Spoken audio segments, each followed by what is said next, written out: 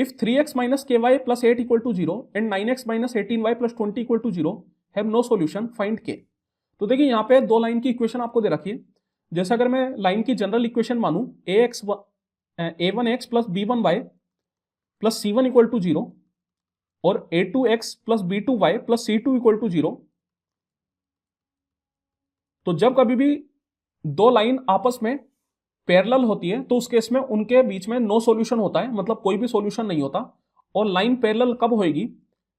जब x और y का जो कोफिशिएंट है वो बराबर हो लेकिन कांस्टेंट बराबर ना हो, मतलब उनका रेशियो।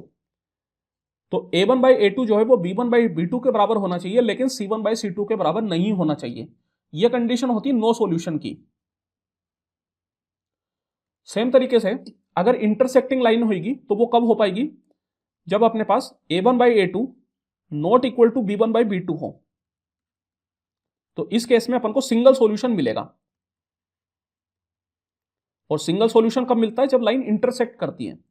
और अगर लाइन कोइंसिडेंट होगी, मतलब एक के ऊपर एक होगी, तो उसमें इनफाइनाइटली मेनी सॉल्यूशन होते हैं। और उसकी कंडीशन क्या होती है कि तीनों का जो रेशियो है वो बराबर हो, that is a1/a2 equal to b1/b2 equal to c1/c2।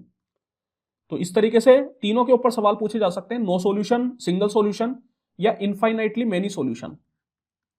तो देखिए यहां पर अपन को नो सॉल्यूशन बोल रहा है, दैट मीन्स कि अपन को कौन सी कंडीशन लगानी है?